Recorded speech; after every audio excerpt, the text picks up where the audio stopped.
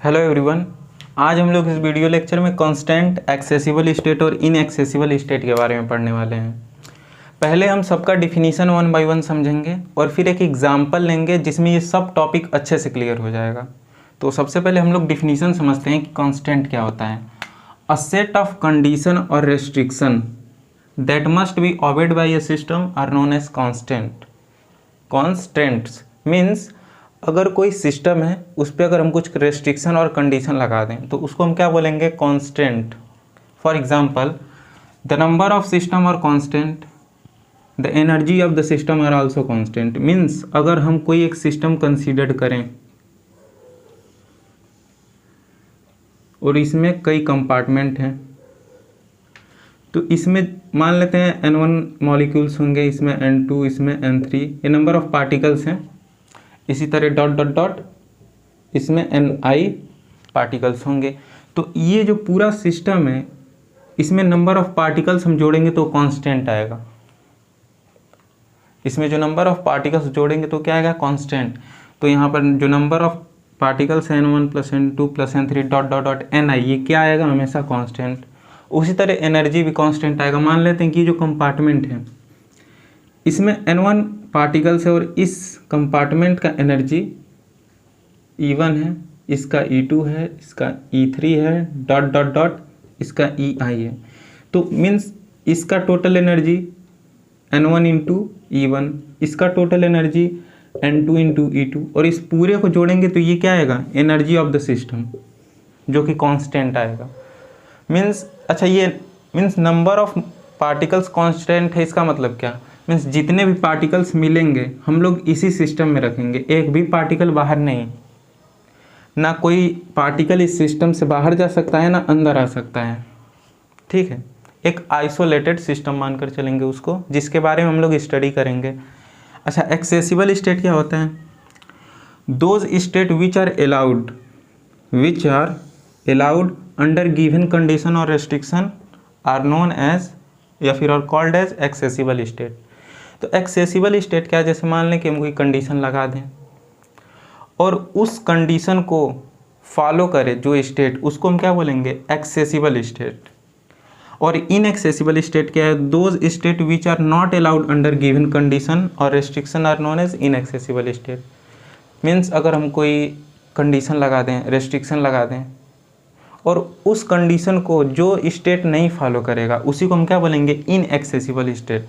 एक एग्जांपल लेते हैं जिसमें ये तीनों अच्छे से क्लियर हो जाएगा। तो आगे बढ़ते हैं और एक एग्जांपल लेते हैं।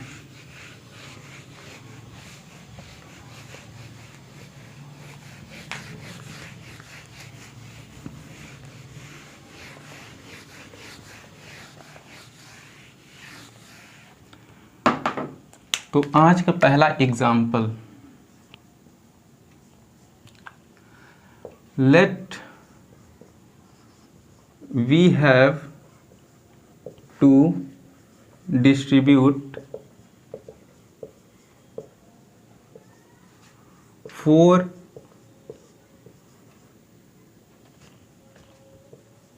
पार्टिकल्स, 4 डिस्टिंग्विशेबल पार्टिकल्स, सब अलग अलग हैं। 4 distinguishable particles in a system having 2 equal compartment।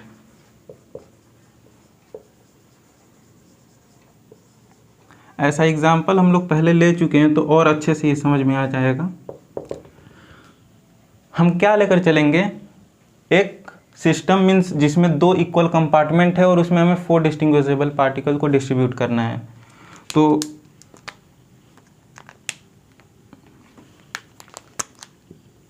हम एक सिस्टम लेकर चलेंगे जिसमें 2 इक्वल कंपार्टमेंट है। ठीक है, अब हमें 4 पार्टिकल्स मीन्स हमारे पास, तो मान लेते हैं हमारे पास A है, B है, C है और D है। हमें इन चारों को इसमें क्या करना है, डिस्ट्रीब्यूट करना है।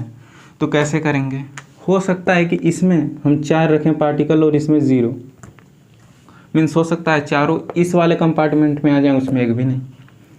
हो सकता है 3 इसमें, इसमें 1, इसमें 2, इसमें 2, हो सकता है इसमें 1, इसमें 3 और इसमें 0, इसमें 4। तो ये हमारे पास क्या आ गया, ये माइक्रो स्टेट आ गया। ये सब क्या है हमारा मैक्रो स्टेट। और माइक्रो स्टेट बनता कितना है, अगर नंबर ऑफ पार्टिकल n है तो माइक्रो स्टेट कितना बनेगा n+1।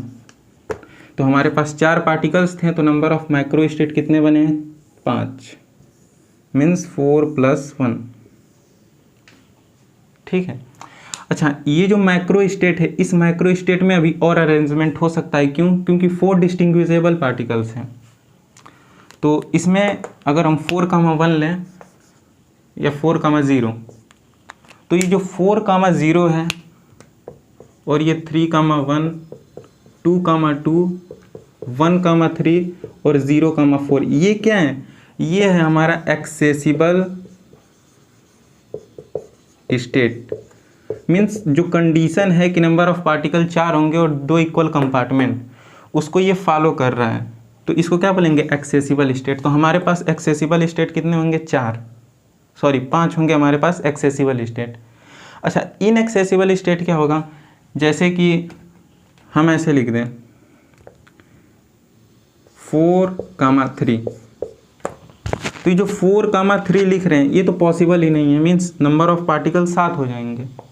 ऐसे ही हम लिख लें 3,0, तो ये भी नहीं पॉसिबल है, मीन्स हमारे पास 4 पार्टिकल्स हैं और हम 3,0 लिख रहे हैं। जैसे 1,2, ये भी पॉसिबल नहीं है। तो ये सब क्या है, ये है इनएक्सेसिबल स्टेट। ये सब क्या है, इनएक्सेसिबल स्टेट्स। ज़्यादा टफ नहीं है, मीन्स जो फॉलो करेगा इसको उसको एक्सेसिबल स्टेट बोलेंगे। और मीन्स अपने से कुछ भी लिख दें जो इसको फॉलो ना करें तो उसको क्या बोलेंगे, इनएक्सेसिबल स्टेट। अपने से भी लिख सकते हैं 1,1, ये भी इसको फॉलो नहीं करेगा तो ये भी किस में आ जाएगा, इनएक्सेसिबल स्टेट में। अच्छा, ये नंबर ऑफ मैक्रो स्टेट कितना बना है, 5। अच्छा, नंबर ऑफ माइक्रो स्टेट कितना बनेगा इन ईच मैक्रो स्टेट, वो भी देख लेते हैं। अच्छा, कांस्टेंट क्या होगा इसमें, कांस्टेंट होगा n = 4, means number of particles जो हैं वो कितने हैं, 4 ही हैं। तो ये हमारा क्या है, ये कांस्टेंट है। ये क्या है, कांस्टेंट। और 2 इक्वल कंपार्टमेंट हैं, तो अब हम ऐसे भी नहीं लिख सकते हैं, मीन्स 1,1,1, ये भी हमारा इनएक्सेसिबल स्टेट में आ जाएगा। इस चीज़ को नहीं फॉलो कर रहा है, मीन्स 1,1,1 इसको भी नहीं। अगर हम 1,1, और एक और 4 पार्टिकल्स तो हैं बट 2 इक्वल कंपार्टमेंट में करना था और हमें यहाँ 4 बना दिए, तो ये भी इनएक्सेसिबल स्टेट आ गया इस सिस्टम के लिए। ठीक है, किसी दूसरे सिस्टम के लिए ये एक्सेसिबल स्टेट तो हो ही सकता है, इस सिस्टम के लिए इनएक्सेसिबल स्टेट है।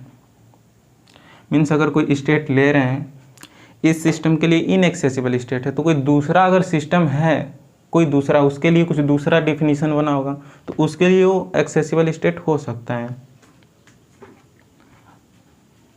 अच्छा, थोड़ा आगे बढ़ते हैं।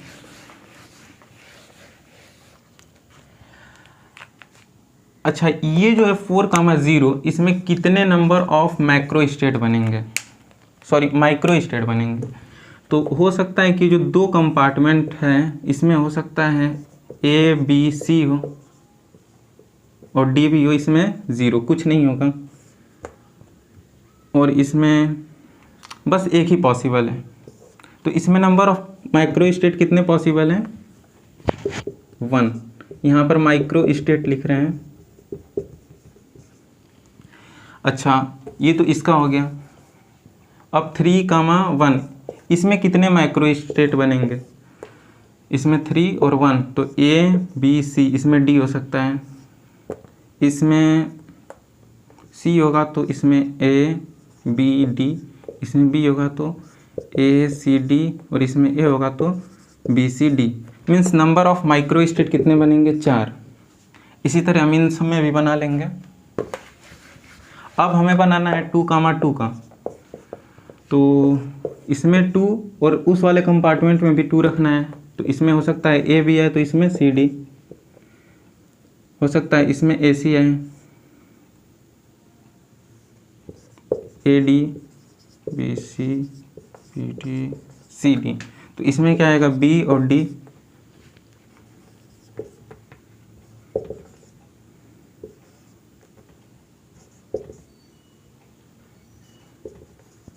ठीक है, मीन्स हमारे पास 6 माइक्रो स्टेट बनेंगे। तो इसमें कितने आएंगे, 6, इसमें भी 4 आएंगे उसी तरह, और इसमें 1। ठीक है, तो हमारे पास total number of micro state कितने होंगे, total number of micro state ये 16 होंगे। मीन्स 1 इसमें और 4 इसमें, 5, और ये 5, 10 और 6, 16। ठीक है, तो अब हम माइक्रो स्टेट में भी इनएक्सेसिबल और एक्सेसिबल स्टेट देख सकते हैं। कैसे, जैसे हम ऐसे लिखें ए कामा बी कामा सी,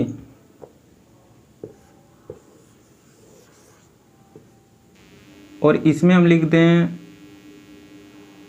ए कामा डी, मीन्स ए और डी को रख दें। तो ए तो हमारे पास कितना है, एक ही है, तो हम 2 उसमें कैसे रख सकते हैं। तो ये क्या है, इनएक्सेसिबल स्टेट है, इनएक्सेसिबल स्टेट। एक्सेसिबल स्टेट में क्या आ जाएगा, ए बी सी और डी, और इसमें 0।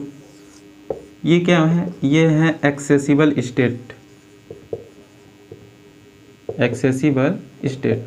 तो अब तो क्लियर हो गया होगा कि इनएक्सेसिबल और एक्सेसिबल स्टेट क्या है। ठीक है, अब थोड़ा आगे बढ़ते हैं एक दूसरे टॉपिक की तरफ।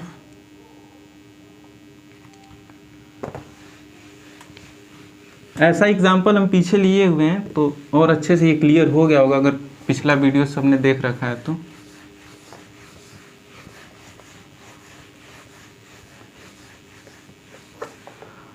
अब हमें एक नया टॉपिक पढ़ना है, एवरेज प्रॉपर्टी के बारे में।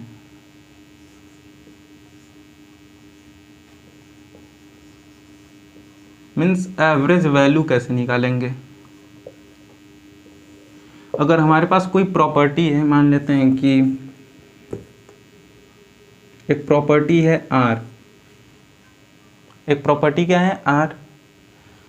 अब हमें निकालना क्या है, इसका एवरेज वैल्यू निकालना है। तो हम इसको निकालेंगे कैसे,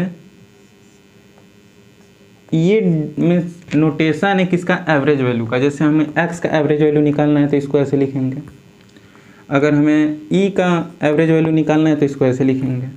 तो ये क्या है, ये नोटेशन है सब। एवरेज वैल्यू निकालते कैसे वो भी देख लेते हैं। तो पहले एक एग्जांपल लेते हैं ताकि अच्छे से ये क्लियर हो जाए। तो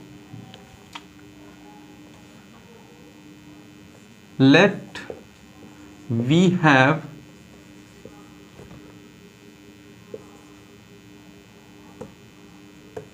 a system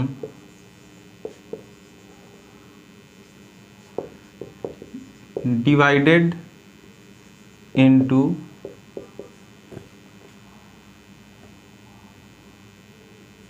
ni, divided into n1, n2, n3, n4 dot dot dot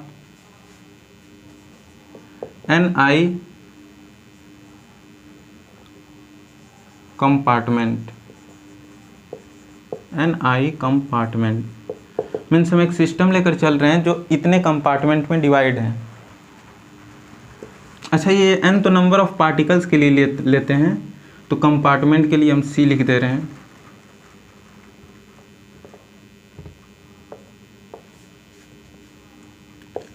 तो हम एक सिस्टम लेकर चल रहे हैं जो कई पार्ट में डिवाइड है।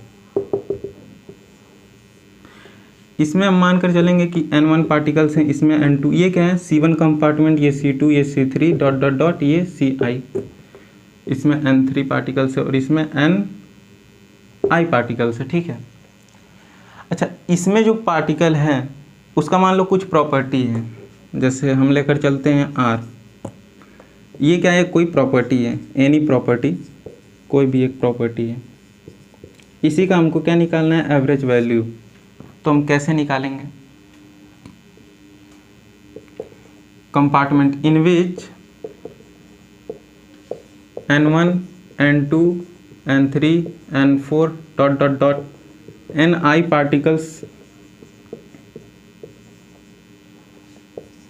having a property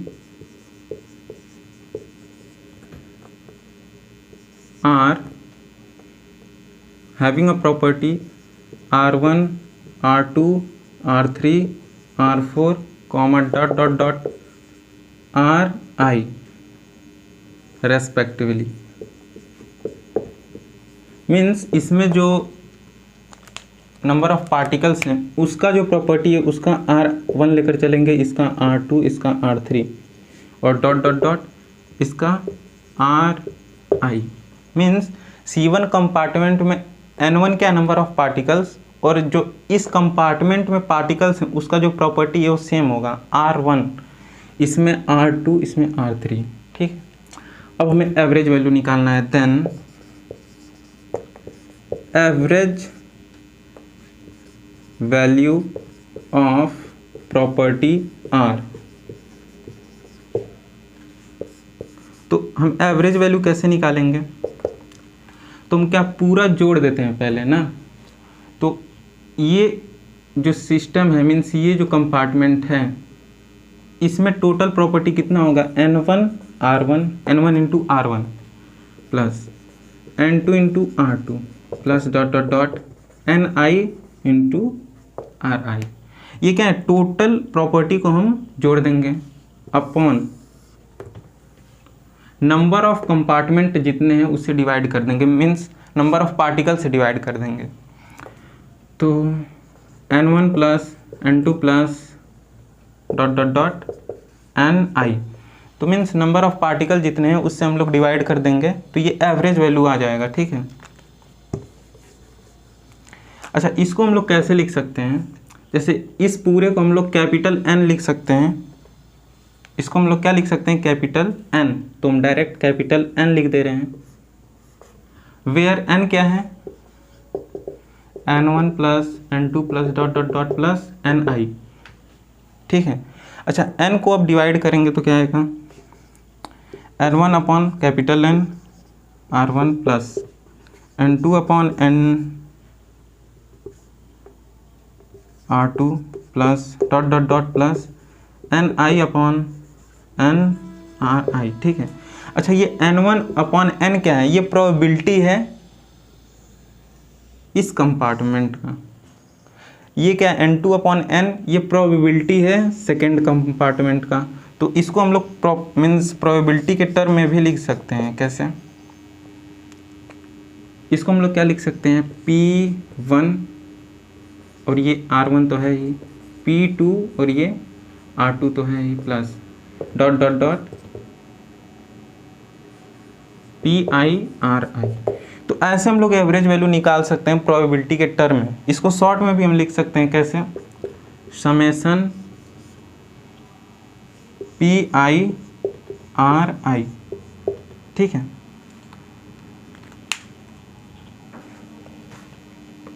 means average value अगर हमें निकालना है तो यही लिख लेते हैं, ये कितना आएगा, समेशन PiRi। ठीक है, ऐसे हम एवरेज वैल्यू निकाल सकते हैं।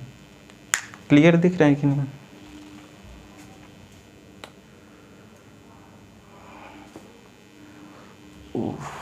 ये थोड़ा सा नीचे हो गया है, इसको थोड़ा सा ऊपर लिख लेते हैं, P1 R1 plus P2 R2 plus dot dot dot PiRi is equal to summation PiRi, यही ऊपर लिखे हुए हैं। ठीक है, तो ऐसे हम किसी भी प्रॉपर्टी का एवरेज वैल्यू निकाल सकते हैं प्रोबेबिलिटी के टर्म में। ये क्या है, ये प्रोबेबिलिटी है, प्रोबेबिलिटी। ठीक है, हर एक कंपार्टमेंट का प्रोबेबिलिटी है, P1 इसका है, P2 इसका, P3 इसका, डॉट डॉट डॉट Pi इसका। तो इस तरीके से एवरेज वैल्यू निकाल सकते हैं। तो मीन्स इस वीडियो लेक्चर में हमें यही टॉपिक्स पढ़ना था, मीन्स इसमें ज़्यादा न्यूमेरिकल्स भी नहीं है। तो इस वीडियो लेक्चर के लिए इतना ही, मिलते हैं नेक्स्ट वीडियो लेक्चर में एक नए टॉपिक के साथ। Have a good day.